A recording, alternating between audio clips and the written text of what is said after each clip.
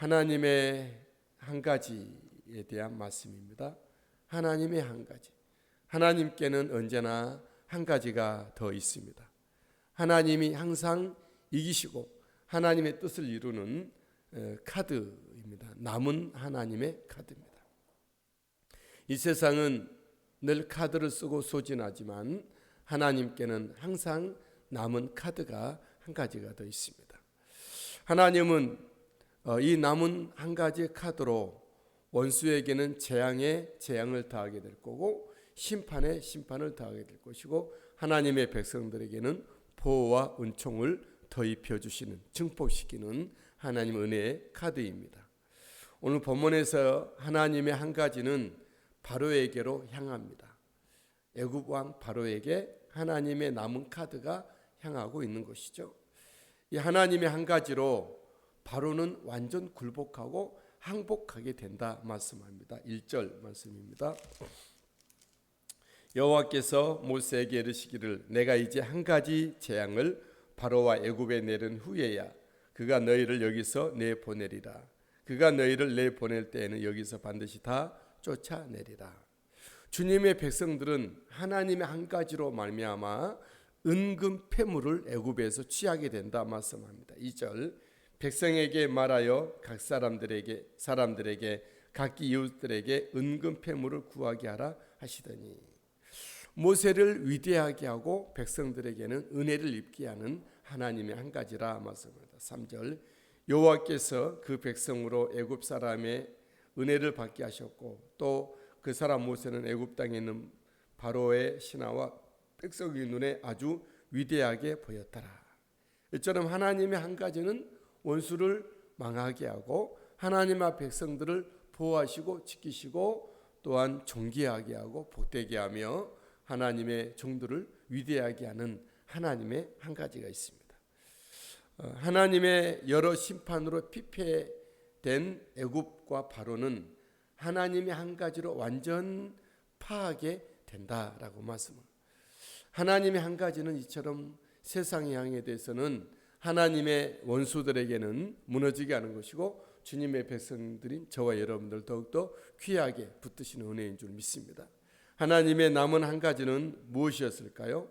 본문에서 그것은 밤중에 이루어지는 일이라 말씀합니다. 4절 모세가 바로에게 이르되 여호와께서 이와 같이 말씀하시기를 밤중에 내가 애굽 가운데로 들어가리니 밤중에 이루어지고 밤중에 하나님이 애굽 가운데로 들어가시는 그런 모습이죠.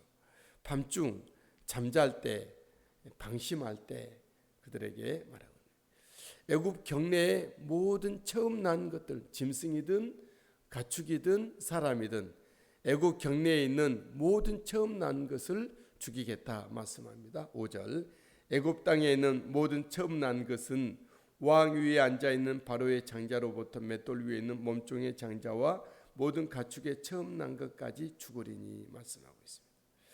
처음 난 것을 죽는다는 걸 말하죠. 그들이 더 이상 미래가 없다는 겁니다. 우리들의 교회와 우리 가정에도 우리 다음 세대가 항상 있어야 합니다. 그래서 미래가 있는 것이죠.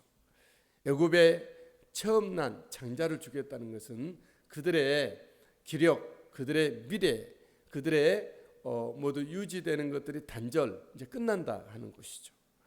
전무후무한 큰 울부짖음이 있을 일이라 말씀입니다. 6절 애굽 온 땅에 전무후무한 큰 부르짖음이 있으리라 말씀합니다. 하나님의 남은 한 가지는 이처럼 운명을 극명하게 갈리게 됩니다. 애굽은 망하게 되고 하나님의 백성들은 살 길이 열리고 자유하게 되고 하나님을 온전히 섬기게 되는 사람이 되는 것이죠. 7절 말씀이죠. 그러나 이스라엘 자손에게는 사람에게나 짐승에게나 개 한 마리도 그 혀를 움직이지 아니하리니 말씀. 여호와께서 애굽 사람과 이스라엘 사이를 구별하는 줄을 너희가 알리라. 구별, 극명하게 구별이 되는 것이죠. 지금 이 땅에 하나님의 심판이 완전히 이루어지지 않을 때는 같이 어우러져서 사는 것 같습니다. 그러나 하나님의 한 가지가 더 임하게 될 때는 그 모든 구별하게 되고 구분되어지고 극명한 차이를 나타내는 거죠. 그들은 재앙으로 나가고 심판으로 나가고 멸망, 영멸에 처하게 되나 하나님의 백성들에게는 하나님께서는 지키시고 보호하시고 생명의 길로, 은혜의 길로, 영원한 천국의 길로 우리를 인도함을 받는다는 거죠. 애굽에는 울부짖음이 있고 주의 백성들에게는 아무 일이 있지 않는다. 전세는 역전되어 이제 모세가 바로에게 위협을 합니다. 8절 왕의 이 모든 신하가 내게 내려와서 내게 절하며 이르기를 너와 너희를 따른 온 백성은 나가라 한 후에야 내가 나가리라고 심히 노하여 바로에게서 나옵니다. 모세가 바로 왕에게 심히 노하게 되는 것은 모세의 힘이 아니죠. 그 뒤에 계시는 하나님으로 말미암아 모세는 바로에게 큰 소리치고 바로를 야단치고 책망을 하고 노하게 되는 것입니다.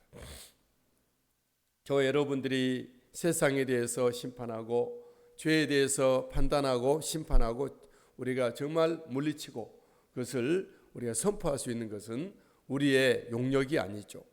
우리에게 있는 믿음 안에 계시는 우리 그리스도, 우리 하나님 아버지의 산 역사인 줄 믿습니다.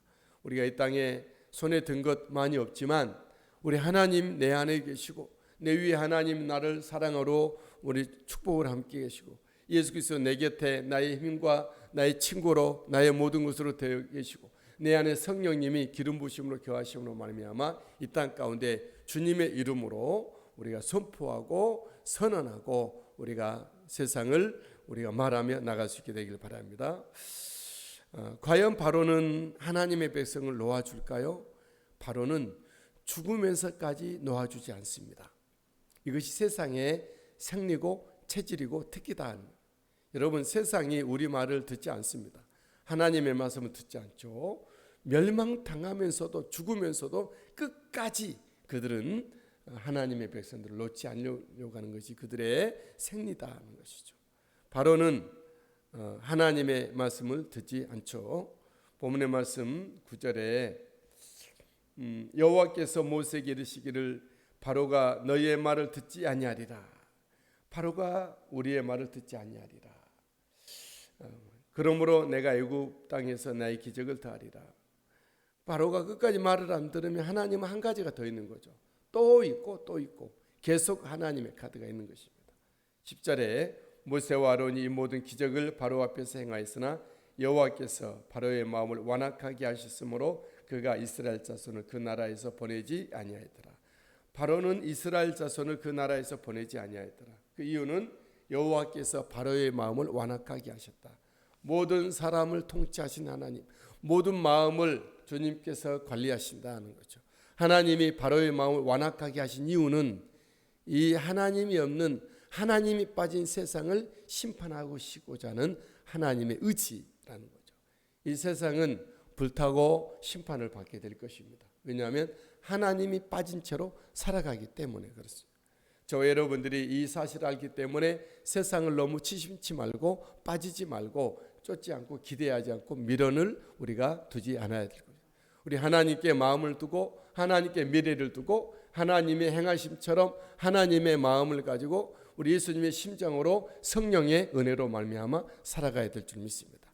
연약하고 우리가 너무나도 우리 모든 바닥이 드러나 보이는 우리의 모습으로 살지 아니하고 그 십자가에 내려놓고 주님이 내게 주시는 속사람으로 새로운 사람의 모습으로 살아가야 될 줄 믿습니다. 늘 기도와 말씀과 천국과 또 주님의 은혜가 생명력이 넘치는 모습으로 살아가지게 되기를 주의 예수님 이름으로 축복합니다.